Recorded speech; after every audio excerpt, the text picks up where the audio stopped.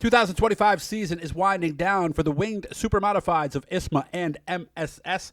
One of the more popular tracks on the circuit this past weekend, Lee USA Speedway. And if you do iRacing, yeah, it's that Lee USA Speedway. The Ollie Silva Midsummer Classic 75 was on the card for Friday night, and we've got the race winner with us right now. He, of course, won a track championship at the place about 20 years ago, and he also became the second repeat winner. His dad won there 4 times, so I guess when you think about Lee USA Speedway, you think about the guy we got on the phone with me right now, Mike Ordway Jr. Let's head up to Windham, Maine. Mike, how we doing today? Good. How are you, Doug? Doing very well. So sounds like we had a pretty good car, got to the front, but as we can see from the picture we're looking at with you and Mike McVetta, sounds like you had your hands full there at the end. Yeah, we had a pretty balanced race car right from the start. And, just like you said, we started third, got to second, a lap or two in, and rode for a handful of laps, kind of felt the car out, what it was going to do, 15, 20 laps into the race, and kind of evaluated where we were at.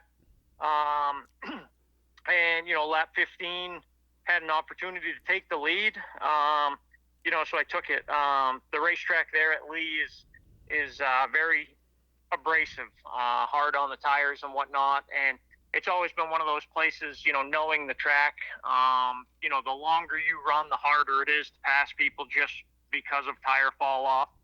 So I had an opportunity to take the lead on lap 15, and we took it, and then we got a comfortable lead watching the race back, had a pretty comfortable lead, but I had backed the pace up enough that I knew if anybody wanted to race me later in the race, I would have enough tire left to race them.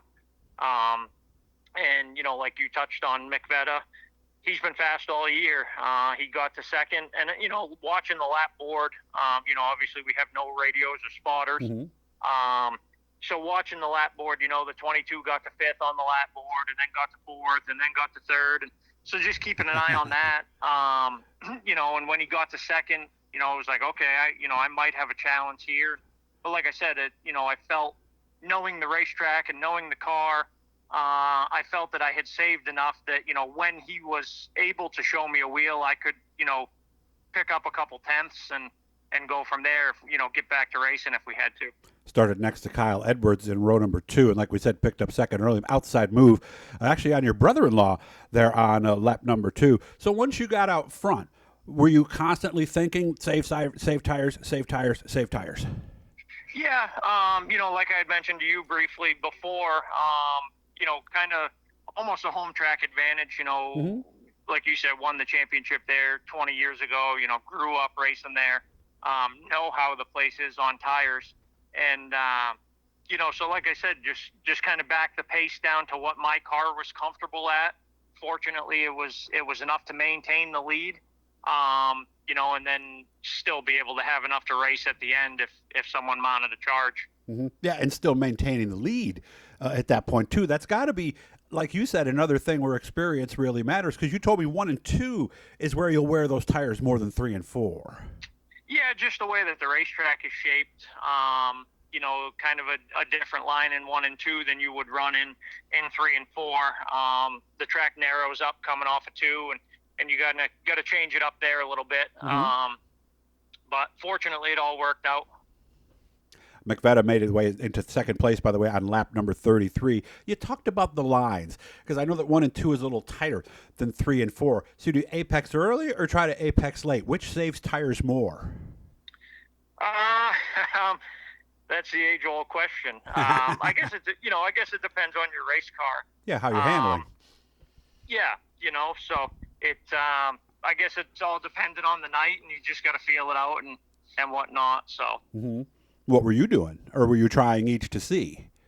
Yeah, I tried a little bit of both. Especially, when I got the lead and nobody had really, challenged for the lead. You see the dirt guys do it a lot. They kind of start searching around. Mm-hmm. So I'd run the bottom for a couple laps and then, move up to the second groove. Just to make sure that, if I caught a lap car in the wrong spot or someone did get under me, I'd know, what to expect when I got out of the groove that I was trying to run. Mm-hmm. I understand Mike started giving you some pressure on lap 15. Did you see him or hear him first? Or 15 to I go, heard him excuse me. first. You can in the cars you can hear him.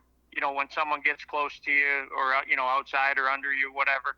So I heard him first, and then I saw his nose wing, and then his left front, and I was already committed. We got into one catching a lap car. I see. And I was already committed to no matter what was going to happen, I was going under that lap car coming off of 2.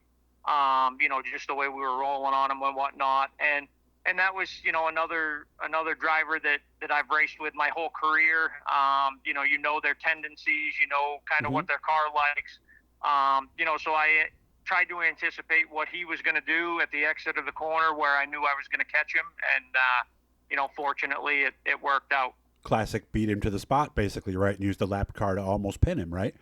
Yeah, pretty much. Mm-hmm. And you can't miss that red wing when you see it next to you, right? Yeah. Yep. Now, what happened? Because did he actually get by you at one point?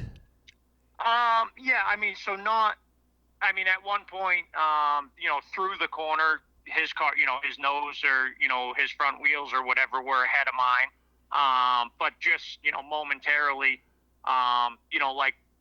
basically when that lap car was coming up off the bottom up to the second, in the racing line, and then Mike McVetta had to back out of it to get back in line there. So. Gotcha. Okay. Was that the plan all along? Is that why you chose the bottom, or was the car just better there?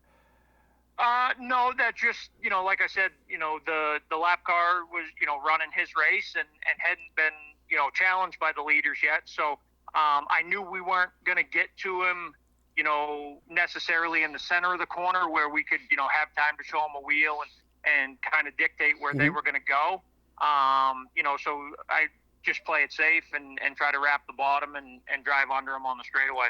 I read at one point he had an electrical issue and actually pulled. I mean, did all of a sudden you just not see him and the yellow came out? Is that how it happened?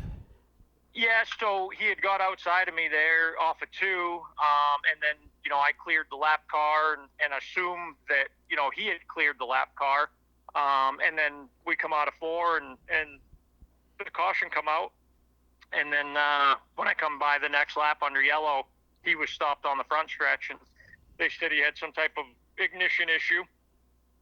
And that was the end of his day. Of course, we still had work to do, only about 2 minutes left, actually, and now Tyler Schulich is behind you. You got 10 laps to go. Does it give you confidence as a driver at that point to say, I already passed him, he shouldn't be able to get me? Yeah, Tyler, he actually had started behind me, so I hadn't really raced with him yet.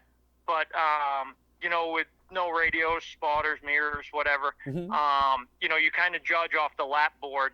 Like I said, I saw the 22 coming, and then I saw the 96 coming, and you kind of based it off, like when Tyler got to 4th, how long he was in 4th until he got to 3rd, and then same thing, how long he was in 3rd until he got to 2nd. So you kind of base it off that, and I knew, like I said, knowing the racetrack and the tire wear and whatnot, I knew, clean air on the restart was going to be huge, and, I figured we had enough to hang on till the end. And about a minute left now, and I would imagine the way the car was driving, you knew you still had some tires if you needed them, right? Yeah, we still had a pretty decent balance at the end. So all in all, like I said, just very fortunate that everything worked out for us. And like I said, in the process, became the first repeat winner.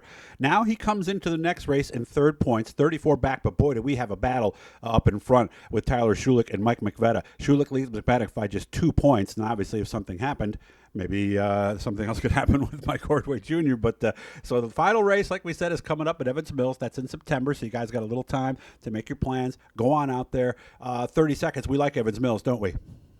We do, yeah. It's a great facility, and same thing with Lee Speedway where we were just at. Not just because it's my home track, but just a great facility, a great place to go race, and that's how Evans Mills is. So we're looking forward to getting out there and looking forward to watching the battle with Mike and Tyler. They're both good friends of mine, and they both very good race car drivers, so we'll see what happens. ISMASupers.com is how you can find out more. We'll be analyzing this after the race. You take care of yourself. I appreciate your time today. Thank you very much.